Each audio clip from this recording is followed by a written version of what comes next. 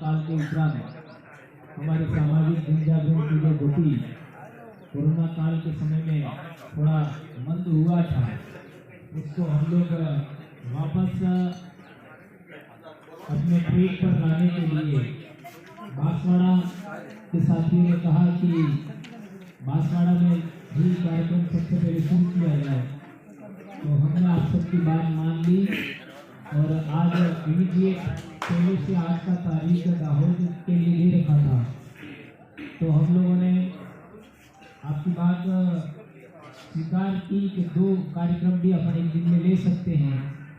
तो वहाँ दाहोद जिला भी बहुत जागृत है, तो वहाँ अपन ने 11 से 2 बजे का टाइम रखा और यहाँ शाम का टाइम एडजस्ट किया इस तरीके से। तो हम लोग आज 2 कार्यक्रम होने के लिए थोड़ा सा लेट हुए, तो ये लेट क्यों आए, ये थोड़ा सा जानकारी आपको मिले होनी चाहिए। जैसा कि आप लोग 11-12 बजे से यहाँ पर होंगे और विभिन्न वक्ताओं के द्वारा दी गई जानकारी आपने सुनी होगी। भाइयों, हमारे समाज के सामने बहुत सारी समस्याएं हैं। समस्या केंद्रित हमको काम नहीं करना है, ये बात याद रखो। समस्या केंद्रित हम काम करेंगे तो समस्या का 1% कोई समाधान करने का प्रयास कर देगा तो आप उसकी तरफ चले जाओगे। बहुत इंपॉर्टेंट बात कह रहा हूं मैं, थोड़ा समझने का, दिमाग पर जोर डालने का कोशिश करिए। समस्या केंद्रित काम हमें नहीं करना है। समस्या केंद्रित काम करेंगे तो 1% भी किसी ने समस्या समाधान का आपको लालच दे दिया या समाधान कर दिया, कितना परसेंट? 1%, तो भी आप उसकी तरफ चले जाओगे, उसके गुलाम हो सकते हो। ये बात हमें जाननी समझनी चाहिए। हमारा प्रयास ये होना चाहिए कि समस्या का कारण क्या है वो ढूंढना। हमें समस्या का कारण क्या है उसकी पहचान करनी है और उस कारण को समाप्त करने के लिए काम करना है, तब जाकर के हमारी समस्या का समाधान हो सकता है। अब दूसरी बात यह है कि क्या कोई समस्या पैदा करता है वो समस्या का समाधान कर सकता है? नहीं कर सकता। तो हम समस्या का समाधान उस आदमी से चाहते हैं जिसने समस्या पैदा किया। किससे आशा करते हैं हम लोग? जिसने समस्या पैदा किया। तो जिसका काम समस्या पैदा करना है वो समस्या का समाधान नहीं करता। आप लोगों ने देखा होगा कि 1947 से पहले, ध्यान रखो, 1947 से पहले हमारा समाज एकमात्र समाज था, यानी आदिवासी समाज एकमात्र समाज था जिसने अंग्रेजों से लगातार संघर्ष किया, लगातार आंदोलन किए, लेकिन कभी हार ही नहीं मानी। सही कह रहा हूं गलत क्या? अब दूसरे ही तरफ आप देख लीजिए, जो लोग उस समय राज व्यवस्था में थे, चाहे मुगल हो चाहे रजवाड़े हो, उन्होंने एक बार हार मानने के बाद दोबारा लड़ाई नहीं लड़ी। कि लड़ी? एक बार हार मानने के बाद दोबारा लड़ाई नहीं लड़ी। और जिन लोगों ने अंग्रेजों के खिलाफ लड़ाई लड़ी ही नहीं, या एक बार हार मानने के बाद दोबारा लड़ाई लड़ी ही नहीं, वो इस देश में राष्ट्रभक्त है। आज की तारीख में वो क्या है? राष्ट्रभक्त। और राष्ट्रभक्त ही नहीं, इस देश के नीति नियंता है, इस देश के हुक्मरान है। ध्यान रखो, इस देश में जितनी भी नीतियां बनती है वो नीति नियंता वही है, इस देश के शासक वही है। और हमारा काम क्या है?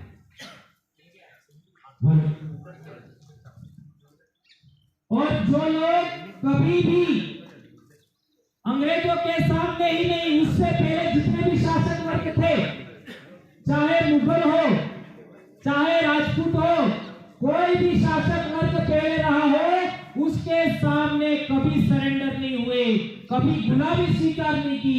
वो लोग आज क्या कर रहे? मांगने का काम कर रहे। क्या कर रहे? क्या कर रहे? मांगने का काम कर रहे।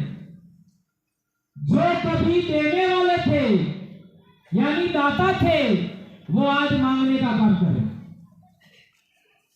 क्या कहना चाह रहा हूं, समझ लो? जो कभी दाता थे, देने वाले थे, वो आज मांगने का काम कर रहे हैं। राणा प्रताप हमारे भीलों के बीच में आए तो हम क्या थे? दाता थे, अन्नदाता। उन लोगों को आज तक ये पता नहीं, इतिहासकार क्या बोलते हैं? घास की रोटी खाई। अब घास की कोई रोटी होती है? उन लोगों को तो आज तक पता नहीं है कि अनाज भी कितने प्रकार के होते हैं। और वो कह रहे हम तो राष्ट्रभक्त हैं। इस धरती पर कितने अनाज खाने योग्य हैं, उसका ज्ञान केवल आदिवासी को है। इस धरती पर कितना प्रकार का वनस्पति है, वो क्या क्या इसमें गुण है, उसमें कौन सी दवाई है, उसका सबसे ज्यादा ज्ञान है तो आदिवासी को। तो मैं कह रहा था कि आदिवासी लोग जो एक जमाने में दाता थे, देने वाले थे, वो आज मांगने का काम कर रहे नहीं कर रहे? तो ये कितने सालों की मेहनत का परिणाम है?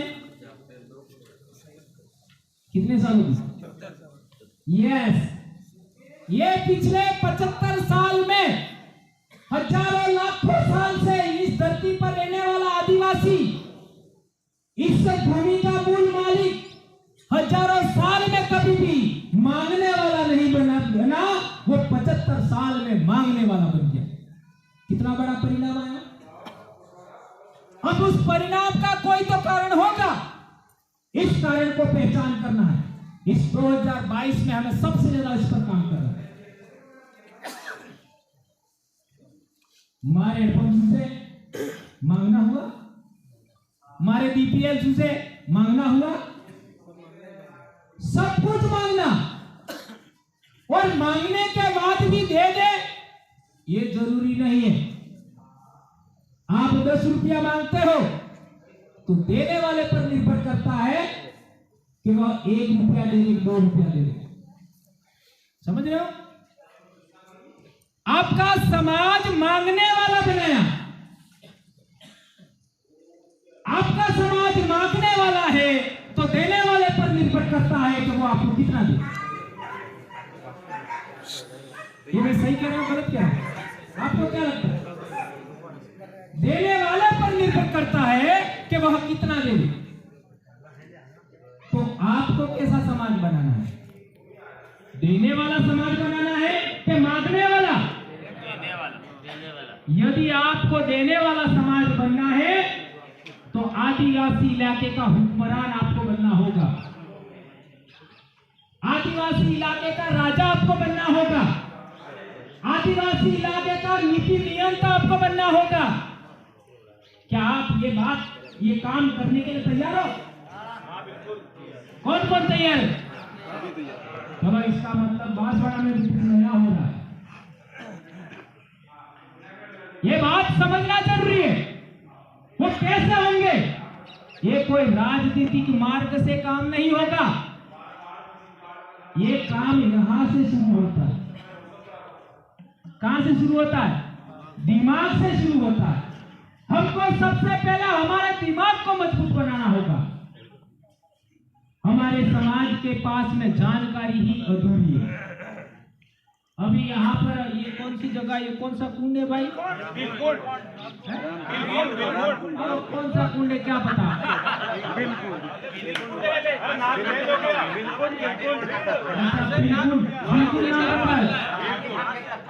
अच्छा, जो भी हो, एक और ये बिल्कुल। अच्छा, चलो अच्छी बात है।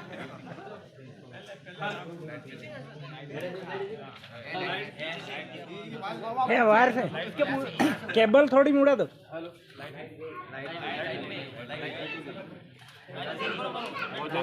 मशीन चालू। देने वाला बनना है, आपको मांगने वाला नहीं बनना है, देने वाला बनना है। और देने वाले हम ऑलरेडी हैं। ये तो पिछले 75 साल में नया डेवलपमेंट हुआ है। वो लोग कैसे हुआ? तो उन लोगों ने एक रिसर्च किया। ये इतिहास की बहुत महत्वपूर्ण बात, बड़ी याद रखना, तो आपको सब बात क्लियर होगी वरना नहीं होगी। उन लोगों ने देखा, क्या देखा कि ये आदिवासी लोग हैं, उन्होंने इतने बड़े शासक वर्ग अंग्रेजों के सामने कभी भी सरेंडर नहीं किया, कभी भी गुलामी नहीं की। तो ये देश आजाद होने के बाद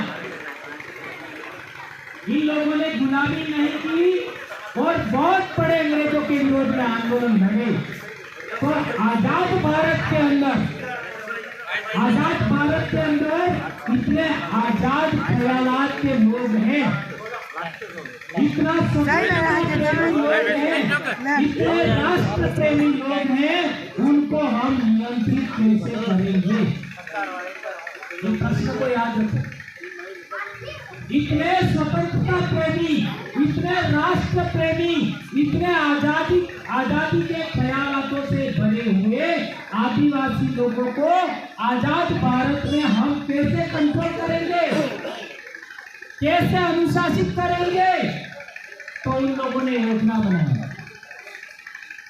कब योजना बनाया? 1947 से 1951 के बीच। 1947 से 1951 के बीच क्या योजना बनाई कि आदिवासी लोग हैं वो आंदोलन लड़ते हैं, लड़ाई लड़ते हैं, तो लीडर के नेतृत्व में लड़ाई लड़ती है। बिरसा मुंडा, इंदिरा गांधी, खाजिया नाइक, भीमा नाइक, इधर अपना राणा प्रताप, यानी आदिवासी योग्यतम आदिवासी लीडर, ध्यान रखिए, योग्यतम आदिवासी लीडर के नेतृत्व में आदिवासी आंदोलन लड़ता है तो उसको परास्त करना मुश्किल होता है। तो उन्होंने योजना बनाई। क्या योजना बनाया कि आदिवासी समाज में लीडर पैदा ही नहीं होना चाहिए। क्या नहीं होना चाहिए? आदिवासी समाज में लीडर पैदा ही नहीं होना चाहिए। और ये 75 साल में इन्होंने करके दिखा दिया।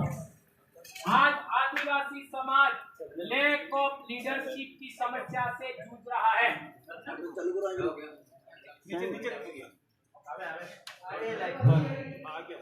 आज हेलो अरे बटन ऑफ कर दिया। आदिवासी समाज लैक ऑफ लीडरशिप की समस्या से जूझ रहा है। लैक ऑफ लीडरशिप का मतलब क्या हुआ? आज आदिवासी समाज पूरे देश में लैक ऑफ लीडरशिप की समस्या से जूझ रहा है। क्या है लैक ऑफ लीडरशिप? नेतृत्व का अभाव। अरे यार भगवान जी तुम्हें घड़ा रही गया तो गई गई नेता है कि नेतृत्व नहीं तुम्हारे दिमाग में भी आ सके। गली गली में नेता है, आप कह रहे हो नेतृत्व नहीं है। 1947 से पहले आदिवासियों का नेतृत्व आदिवासी के द्वारा चयनित होता था, आदिवासियों के द्वारा सेलेक्ट होता था। सही कह रहा हूं, गलत कह रहा हूं? और योग्यतम आदमी है, आदिवासियों के जो गणतंत्र होते थे उनमें योग्यतम आदमी है वह लीडर होता था। आज क्या हो रहा है? जो उनकी चमचागिरी करे, अधिकतम गुलामी करे, उसको नेता बनाया जाता है। आए समझ में? तो लैक ऑफ लीडरशिप हुई कि नहीं हुई? नेतृत्व का अभाव हुआ कि नहीं हुआ? ये बात आप लोगों को समझना होगा। अब उस जमाने में एक और महत्वपूर्ण बात होती थी कि योग्यतम आदमी है वह लीडर तो होता था, लेकिन आपके गणतंत्र के अंदर कोई योग्य और आदमी नया खड़ा हो जाता। देखो ये दो इंपॉर्टेंट बात याद रखना। आपके संगठन का मतलब उस टेरिटरी, पूरी पट्टी, पूरे गणतंत्र के अंदर एक योग्य आदमी है, उसकी उपस्थिति में उसके जिंदा रहते हुए कोई दूसरा आदमी योग्यतम खड़ा हो जाता था तो नेतृत्व अपने आप ट्रांसफर हो जाता था। ये दो बातों को समझिए। नेतृत्व उस पहले वाले लीडर की उपस्थिति में उसके जिंदा रहते हुए अपने आप ट्रांसफर हो जाता था।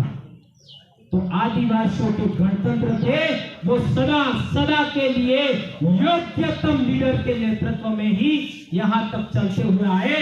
इसलिए हजारों साल से इस देश में आदिवासियों के विरोधी लोग भारत में सदा आते रहे, फिर भी आदिवासी कभी किसी का गुलाम नहीं बने। आज क्या हुआ?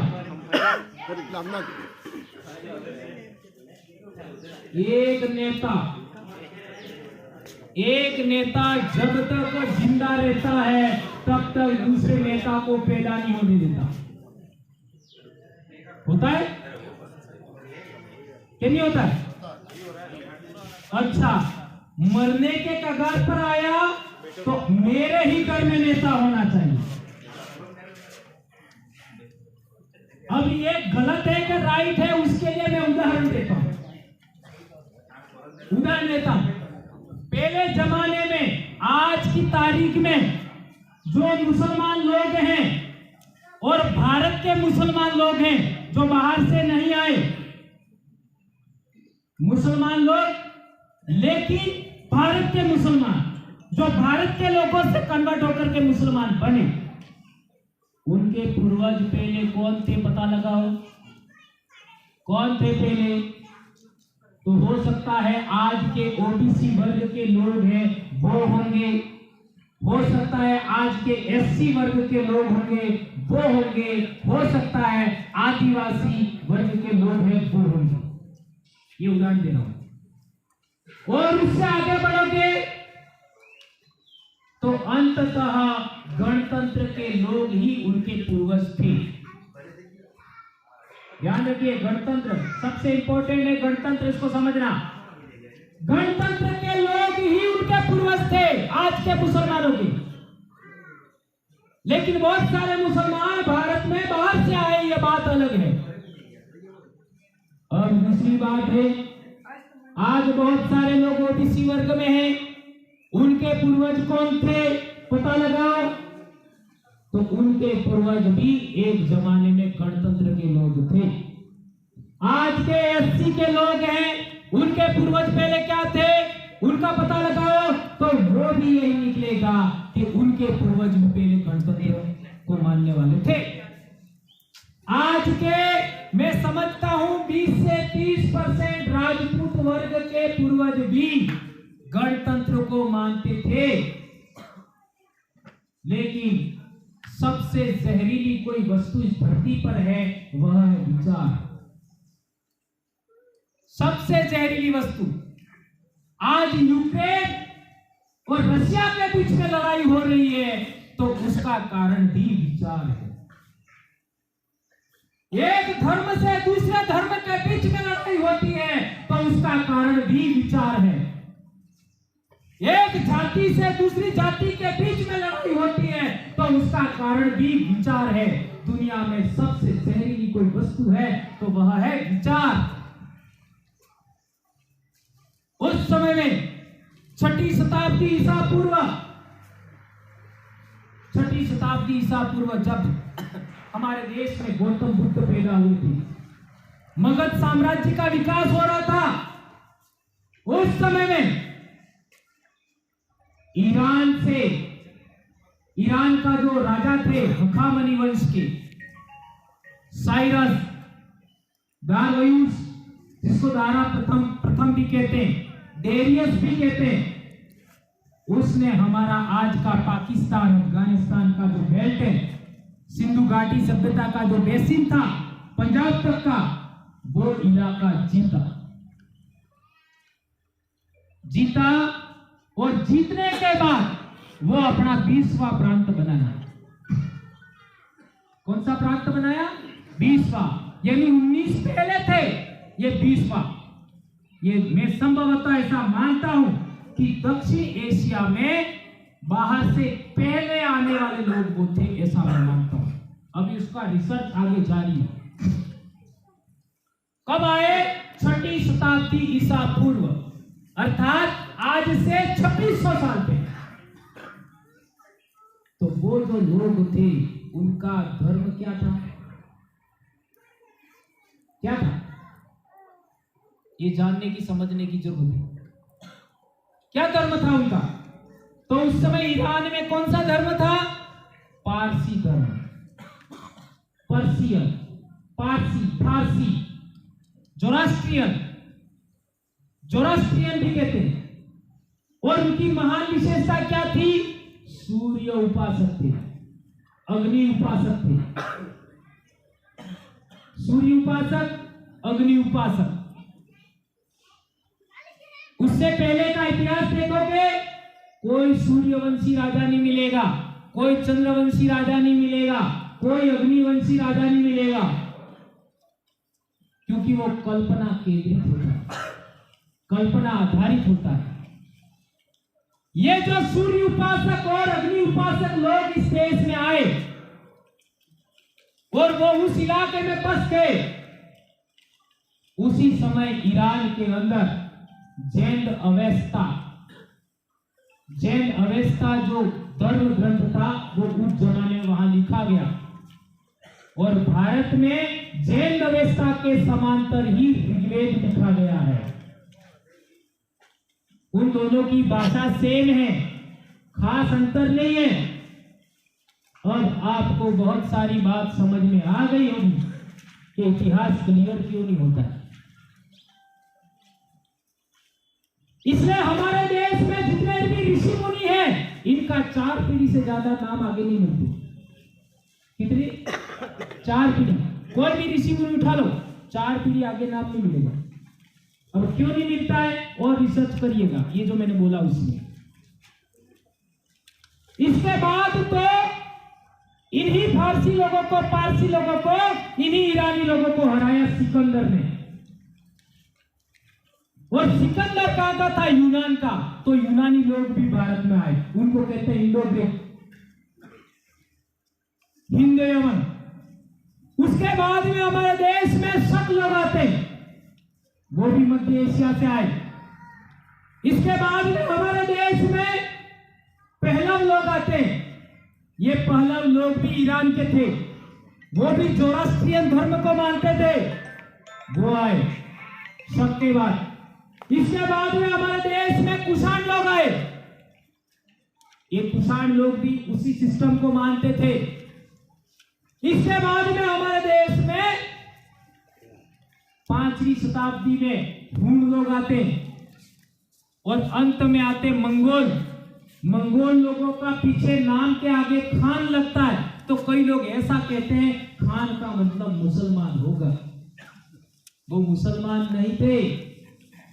उनका धर्म क्या था ये भी पता लगाओ मंगोलों का। और इसके बाद में हमारे देश में कौन आता है मंगोलों के बाद?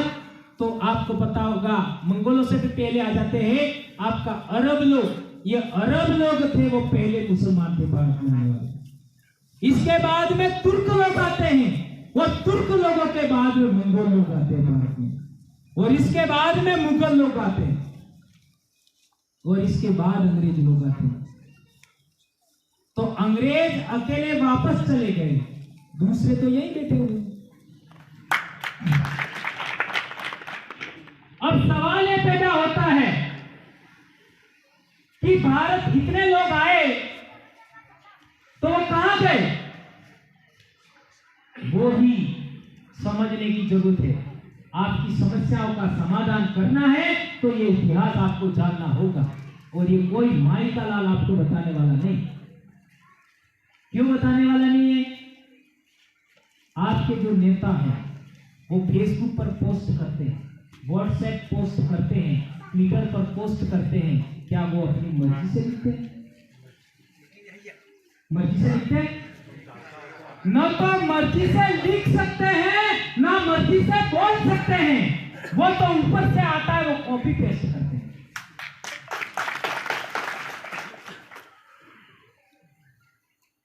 आपके लीडर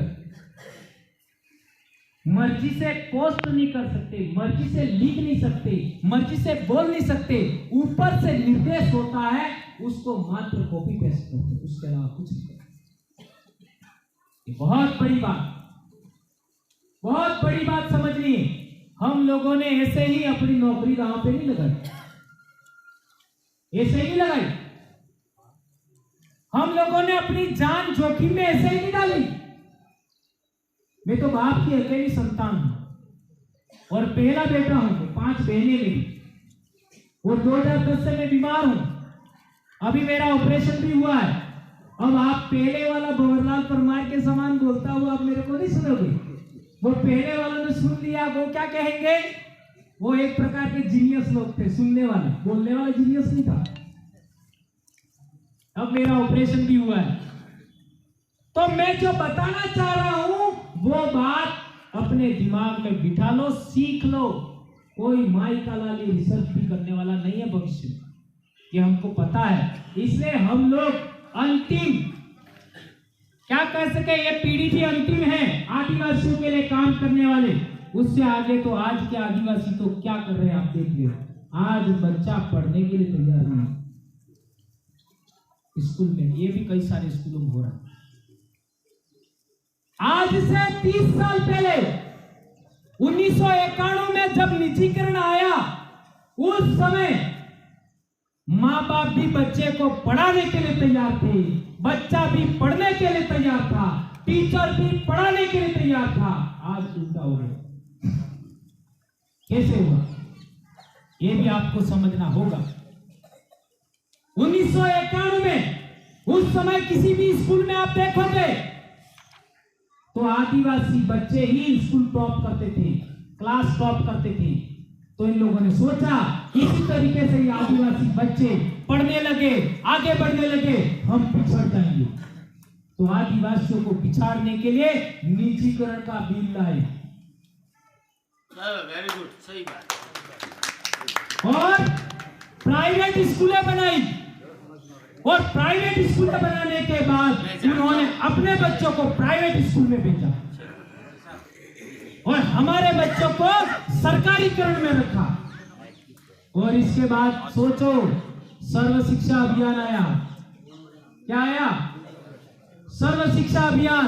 और सर्व शिक्षा अभियान में क्या हुआ? कर्मचारी को जिम्मेदारी दिया, टॉयलेट बनाओ, कमरे बनाओ। अब टॉयलेट बनाओगे तो ऊपर से जो नियम है कि इतनी रेत वापरनी है, इतना सीमेंट वापरना है, इतनी मजदूरी वापरनी है, तो कोई गलती तो आएगी नहीं आएगी टीचर में? आएगी नहीं आएगी? अरे तलवाड़ा में रेत आसानी से मिलती है। यहाँ से 25 किलोमीटर कोई दूर गांव है, स्कूल है, वहां पर रेत कितने में पड़ेगी? महंगी पड़ेगी। तो कहीं कहीं से एडजस्ट करना पड़ेगा, नहीं करना पड़ेगा? करना पड़ेगा। तो इसी एडजस्टमेंट के चक्कर में मास्टर से गलती हुई।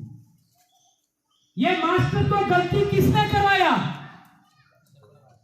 ओके, मास्टर से गलती हुआ तो उसने ऊपर वाले अधिकारी को या जयन को या जो भी ऊपर था उसको थोड़ा सा चॉकलेट दिया। क्या दिया? चॉकलेट दिया। उस जमाने से आज तक मास्टर, हमारे कर्मचारी भाई अपने आप को गिल्टी महसूस करते हैं। गिल्टी महसूस करते हैं। कैसे गिल्टी महसूस करते हैं? हमारे द्वारा गलती हुई, हमारे द्वारा गलती हुई, ऐसा महसूस करते हैं अंदर अंदर, इसलिए बोलने से डरते हैं। इसका मतलब ये नहीं कह रहा मैं सभी करते हैं। जिन्होंने ये काम किया, जिन्होंने इस मामले में हाथ डाला, बेचारे कई लोगों को अनायास हाथ डालना पड़ा।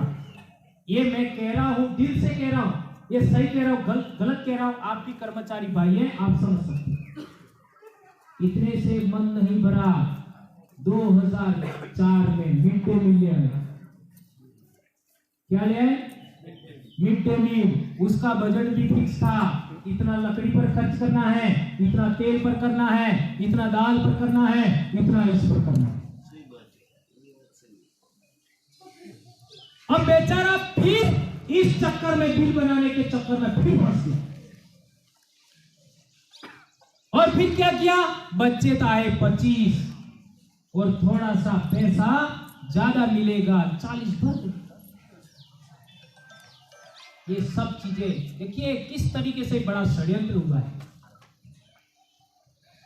मैं मिड डे मील का विरोधी नहीं हूं, सर्व शिक्षा का विरोधी नहीं हूं। हमारे कैरेक्टर और हमारी नैतिकता के साथ में जो खिलवाड़ हुआ, उससे पहले के शिक्षक, उससे पहले के लोग, स्टूडेंट, उनमें जो आज चेंज आया है, आज परिवर्तन आया है, उसके लिए मैं बोल रहा हूं। कितना नुकसान हो गया इस बिल बनाने के चक्कर में, हमारा बहुत नुकसान हो गया। फिर क्या हुआ? थोड़ा सा 1 बजने जा रहा है, अभी रोटी मिलने वाली है, तो बच्चे वो रसोई की ओर देखते थे, उनका ध्यान भटकने लगा। और फिर विशेष में खाना खा करके फिर उबासी की अब्बा मन जी, पेट भराएगा, उबासी आएगा, तो बच्चे पढ़ने नहीं लगे, बराबर याद नहीं करने लगे। तो बच्चे हैं, उनका गुणवत्ता में कमी आने लगी, तो उन्होंने नियम बना दिया 1 से 8 तक किसी को फेल नहीं करना। पहले क्या करते थे? नहीं पढ़ता है फेल। नियम क्या बना दिया? 1 से 8 तक फेल नहीं। फिर दूसरा एक नियम बना दिया, सभी बच्चे स्कूल आना चाहिए। पहले संयुक्त परिवार था, तो गैर मुटियाई मोटा दादा रहता था, काका बाबा रहता, ने बढ़ता ही सोरे रहता, तो नान सोरा अवरता। अब एकल परिवार हो गया। एकल परिवार होने के बाद सभी बच्चे स्कूल जाएं, तो उनको खाना कौन खिलाए? अनाज कहां से लाओ? कपड़े कहां से लाओ? पढ़ाई के लिए खर्च होता वो कहां से लाओ? तो पिता चला गया अहमदाबाद। 1991 से पहले नहीं के बराबर लोग बाहर जाते थे। पिता बाहर चला गया तो भी माँ अपने बच्चों को कंट्रोल करके पढ़ाती थी। तो माँ को भी घर से बाहर निकालने की योजना बनाई। माँ घर पे रहती थी तो खेती-बाड़ी भी होती थी, पशुपालन भी होता था, बच्चे भी पढ़ते थे। तो माँ को भी घर से बाहर निकालने की योजना बनाई। उसका नाम है नरेगा मरेगा।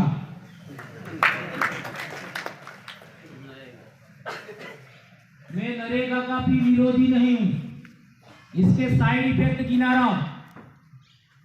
अब माँ चली गई नरेगा में, पिता चला गया अहमदाबाद, क्योंकि नरेगा में पैसा कम मिलेगा। पिता चाहेगा कि मेरे परिवार की अर्थव्यवस्था अच्छी हो, सुख सुविधाएं अधिकतम मिले, ज्यादा पैसा मिलना चाहिए। अब ज्यादा पैसे के चक्कर में वो उधर चला गया और वो 100 रुपट्टी के लिए, 200 रुपट्टी के लिए अब कितनी मिलती है मुझे पता नहीं, उसके लिए वहां चली गई। पशु खत्म, खेती बाड़ी खत्म, और पेलो नानो सोरा है अनंद राखा बल्ले एक सोरो आज राख चु गैर, बीजू सोरो काल राख चु गैर। स्कूल में जाता मार साहब सोरा हाई ने चलो काले आ धमोड़ी पाट दू। छोरा घबरा गया, वे आई बोले राके गैर, वे मार साहब टूटे तो सोरो स्कूल अब गैर तो नकले वाटे खोवाई गायब। इतने से भी बात नहीं बनी, इतने से भी बात नहीं बनी। आप आगे देख लीजिए, इन लोगों ने देखा कि बच्चे सबसे ज्यादा स्कूल कब आते हैं। पहले तो साल भर स्कूल आते थे, साल भर स्कूल आते थे, पर इन्होंने औसत निकाला। क्या औसत निकाला? बच्चे जुलाई, अगस्त, सितंबर, अक्टूबर में सबसे ज्यादा स्कूल में जाते हैं। तो योजना बनाई। क्या योजना बनाई? उस योजना का नाम है 16 सोमवार। जानते हो 16 सोमवार? मैं पढ़ता था तब नहीं के बराबर 16 सोमवार था, नहीं के बराबर। आज कितना है आप अंदाजा लगा लीजिए। जिस दिन 16 सोमवार होता है उस दिन लड़कियां और लड़के बहुत सारे स्कूल ही नहीं आते हैं। पढ़ाई से ज्यादा महत्वपूर्ण क्या हो गया? ओके, इससे भी काम नहीं बना। मीनावाड़ा वाली ये अनाज टाइम 4 महीने में सारे कटला दाड़ा 10 दाड़ा, इससे भी बात नहीं बनी। वो महाराष्ट्र पूना वाले 10 दिन के लिए आ गए। इन्हें तमिलनाडु आप जानते हो, वो 10 दिन। ये मैं पढ़ता था तब नहीं था, आप भी पढ़ते होंगे तब नहीं था। इतने से भी बात नहीं बनी। बोल मारी अम्बे, जय श्री राम। रामदेवरा, ये पहले हम पढ़ते थे तब नहीं था, क्या था? नहीं था। इतने से भी बात नहीं बनी। घर में हम क्या करते थे? ये अपने गाड़ी जब रहा था अपने पतराता था पहले, घर में नहीं थे, घर में काम घर में, बराबर। और इतने से भी नहीं बनी। 1 महीने का कार्तिक स्नान, और क्या क्या गिना? 118 दिन का, इन 4 महीनों में 118 दिन के त्योहार है। अब आप देख लीजिए, जिन 4 महीनों में सबसे ज्यादा बच्चे स्कूल आते थे वो बर्बाद हो गया। और आप दिल से दिल पर हाथ रख के जो शिक्षक है वो तो बता दीजिए, दिसंबर से अप्रैल तक कितने बच्चे स्कूल आते? दिसंबर से अप्रैल तक कितने बच्चे स्कूल में आते हैं? 10% भी नहीं आते। आ रहे क्या? और उतने से भी सरकार ने पहले से नियम बना रखा था कि बोर्ड परीक्षा तो मार्च में ही होगी। ये भी षड्यंत्र है। आदिवासी लोग सबसे ज्यादा होली को महत्व देते हैं।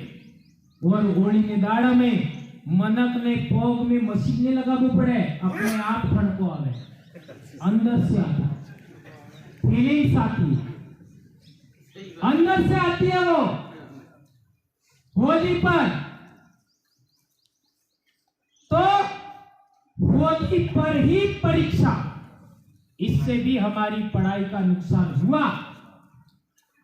पर एक अच्छा काम होता था, ओली नो थम उगोरे अटली बार विवाह ने थाता था, ओली वहां विवाह थाता था।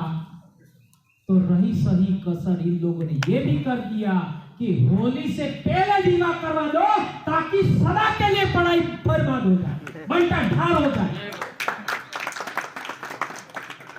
और आजकल देख सकते हो आप, होली से पहले भी विवाह होने लगे, पढ़ाई का बंटा ढार हो गया। बच्चे कितने स्कूल आ रहे बता दीजिए। ये पूरे उदयपुर संभाग के आदिवासी भाइयों से मेरा सवाल है कि आपके बच्चों को पढ़ाई करवाने के लिए, आपके बच्चों की पढ़ाई को जारी रखने के लिए आप लोगों को जुलाई से मार्च तक कोई फेस्टिवल में नहीं जाना होगा। यह प्रण करना होगा, यह प्रण करना होगा। और विवाह हमेशा होली के बाद होना चाहिए, तब जाके हमारी पढ़ाई जिंदा रहेगी। ये बहुत बड़ी बड़ी बातें मेरे भाई। ये सब बातें कैसे होगी? इतना बोल दिया मैंने, चलो एपीओ करो मास्टर को। चलो मास्टर को निलंबित करो। तो बेचारे सारे मास्टर डर गए, सारे कर्मचारी लोग डर गए। बेरोजगार बोल रहे हैं चलो केस में फंसा दो, ये केस में डर गए। अरे भैया आप गलत क्या बोल रहे हैं, बताओ मेरे को, क्या गलत बोल रहे हैं? हमने किसके हाथ से क्या छीन लिया, क्या गलत कर लिया? अरे हमको फ्रीडम ऑफ स्पीच के तहत आर्टिकल 19 के तहत हमको बोलने का अधिकार भी नहीं है क्या? हमारे साथ के समाज के साथ में जो नाइंसाफी हो रही है, उस नाइंसाफी पर बोलने का अधिकार भी नहीं है क्या? ये समझने की जरूरत है। इसलिए मेरे भाइयों, अब या तो समाज को बचाने के लिए तैयार हो जाओ, या जो हो रहा है होने दीजिए। क्या करना है आपको? समाज को बचाना है, अपने बच्चों को बचाना है, अपनी पढ़ाई को बचाना है, अपने आरक्षण को बचाना है। तो हमें अब घर से निकलकर लोगों को जोड़ने की योजना के साथ जुड़ना है। और लोगों की जोड़ने की योजना हमारी क्या है, हमारा तरीका काम करने का क्या है, वो हम ओपन नहीं बोलेंगे, वो ट्रेनिंग में बताएंगे। कैसे कैसे संगठन निर्माण करना है, विश्व प्रदेश मुक्ति मोर्चा कैसे बनाना है, विश्व प्रदेश विद्यार्थी मोर्चा कैसे बनाना है, विश्व प्रदेश युवा मोर्चा कैसे बनाना है, वो ट्रेनिंग में बताएंगे। ये काम अगली मीटिंग जब भी होगी उस दिन हम बना देंगे। आप लोगों को सूची बना के लानी है। कैसे सूची बना के लानी है? एक ब्लॉक, एक्स ब्लॉक, मान लो गाटो, मान लो बांसवाड़ा, मान लो सरवण, मान लो गढ़ी, जो भी उस ब्लॉक के कितने विद्यार्थी हैं जो विद्यार्थी मोर्चा में जुड़ना चाहते हैं, आप लिस्ट लेके आओ। कितने युवा मोर्चा में जुड़ना चाहते हैं, आप लिस्ट लेके आओ।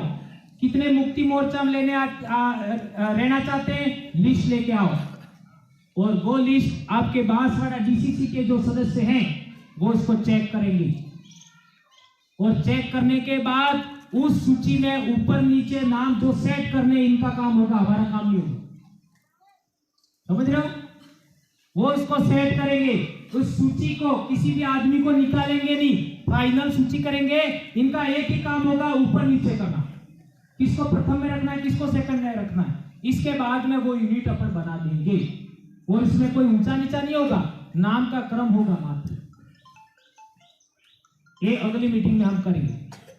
तो मैंने बताया आपको कि यदि आपके समाज को देने वाला पहले से समाज था, वो जारी रखना है, तो आप लोगों को ये संगठनों की यूनिट अति शीघ्र बनाना होगा,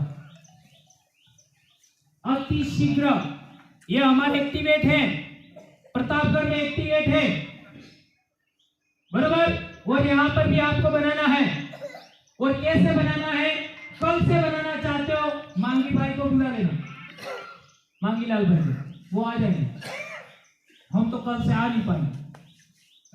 और यदि आपको थोड़ा समय चाहिए, अगली मीटिंग में लिस्ट लेके आपको आना है अपने अपने ब्लॉक का। ये आप लोगों को ध्यान में रखना है। आगे का प्रोसेस आगे बताएंगे। तो मैं बता रहा था कि हमारे समाज में लैक ऑफ लीडरशिप है।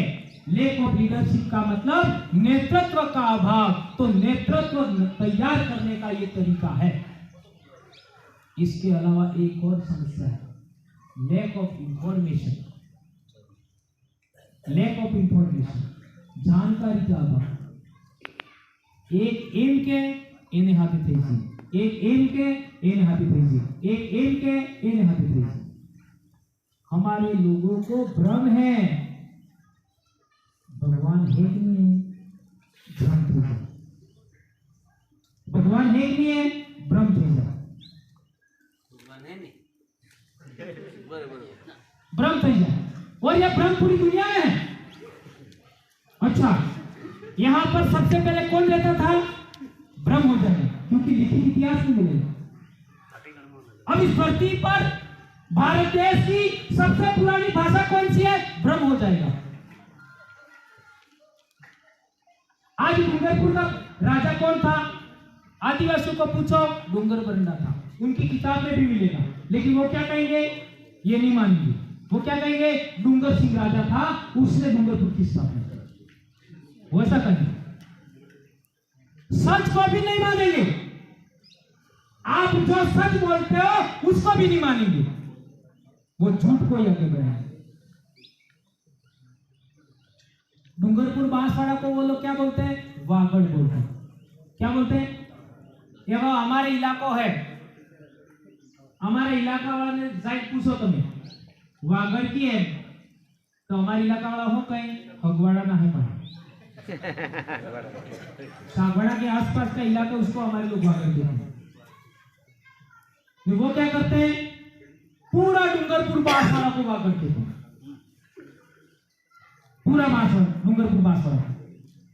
अब आप सोच लीजिए, वो माने नहीं, आप कुछ भी कर लो। और फिर क्या कहते हैं, वागड़ किससे बना है, वागवर से बना है। वागवर कौन सी भाषा है, संस्कृत भाषा। इसका मतलब क्या हुआ, संस्कृत भाषा बोलने वाले लोग सबसे पहले इस इलाके में आए थे, ऐसा कहने के लिए ऐसी बात करते हैं। हमारे इलाके में वागड़ नहीं बोलते, वागड़ कहीं हो गए।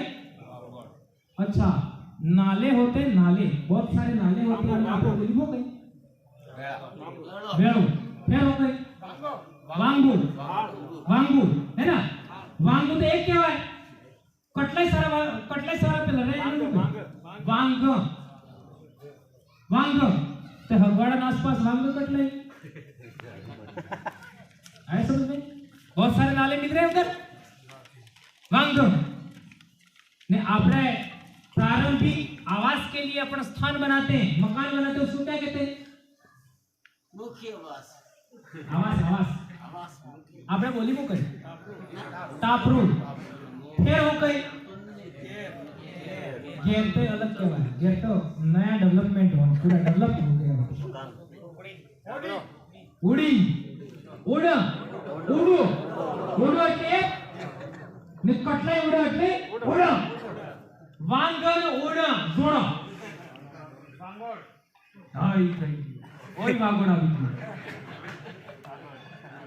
આયા समझ में। એક તો પેલ આકીને ઉડ બરાચ વાંગણ હોટે ઈ વાંગોળ થઈ। अभी गांडुओं को कौन समझाए, वागवर कहाँ है यहाँ है? आज आपको एक मैं बहुत बड़ा सवाल देता हूं, रामायण कौन सी लिपि में लिखी हुई है, संस्कृत तो भाषा है, ईस्ट ब्रह्म है ना, भाषाओं के बाद लिपियों के बाद इसको दुनिया है। संस्कृत तो भाषा है, लिपि कौन सी है,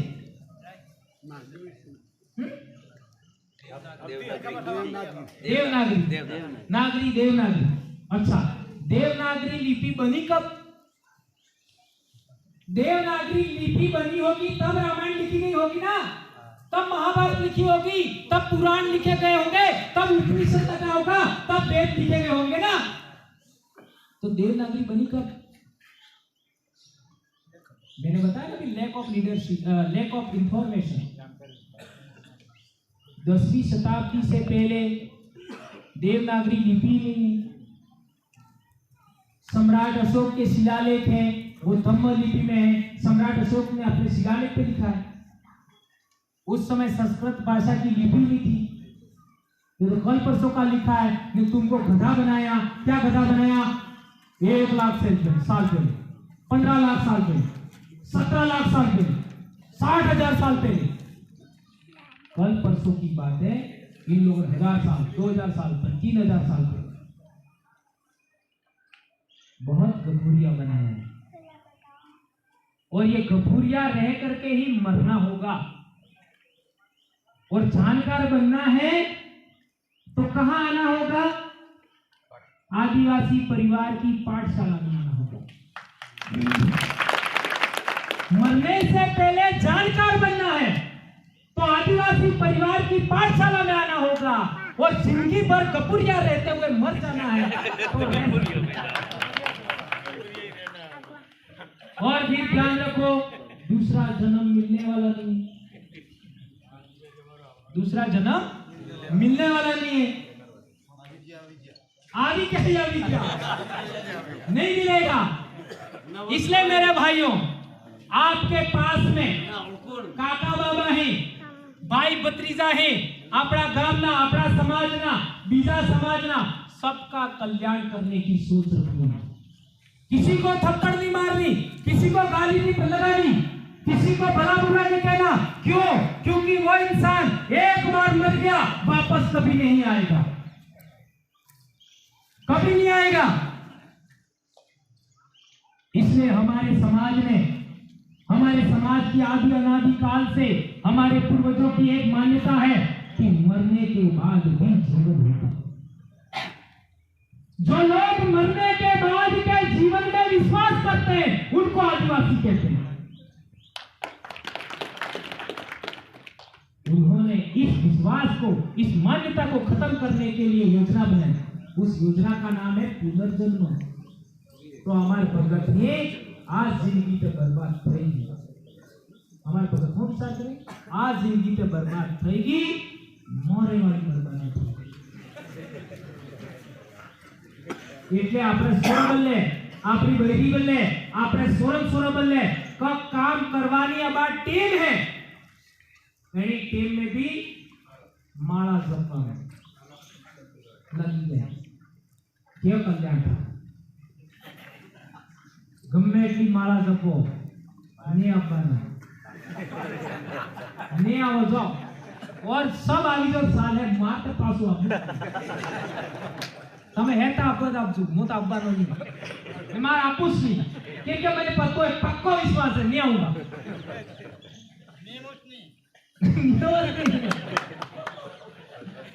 मेरा पुनर्जन्म हो चुका है मेरे बच्चों के रूप में,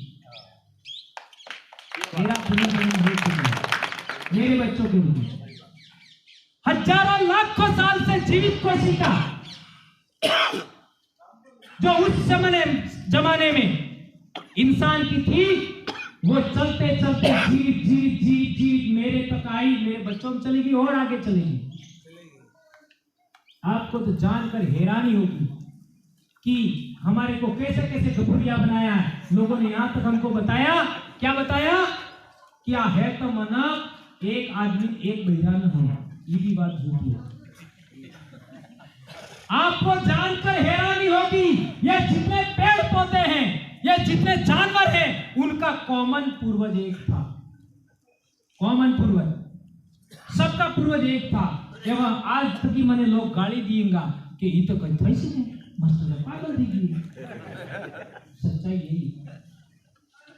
इसलिए बहुत सारी बातें हमको ये जानकारी सब सीखनी पड़ेगी, जानना होगा। और आदिवासी लोग परलोक में विश्वास नहीं करते थे, लोक में विश्वास करते थे, परलोक में विश्वास नहीं करते थे। तो इन लोगों ने परलोक भी ठुकरा दिया। वो लोग परलोक, स्वर्ग लोग किसको कहते हैं पता है?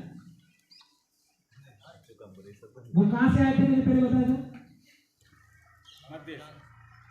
ईरान से। तो हिमालय पर्वतमाला की अफगानिस्तान में एक श्रेणी, उसका नाम क्या है? हिंदू कुश पर्वतमाला है ना, इन्हें हिंदू कुश कहे, वे इंडो कुश नेम का नाम है। कोई भी उस पर्वतमाला के आगे का इलाका है, उसको वो स्वर्ग कहते हैं।